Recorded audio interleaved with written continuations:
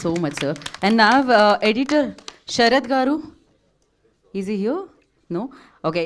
ఇప్పుడు మనం లాంచ్ చేసిన పాటకి లిరిక్స్ అందించిన దినేష్ గారు విల్ స్పీక్. దినేష్ గారు. అందరికీ నమస్కారం అండి. సార్ కొంచెం సెంటర్కి వెళ్ళరు. అంతే సార్. అందరికీ నమస్కారం. First of all thanks to Anish గారు.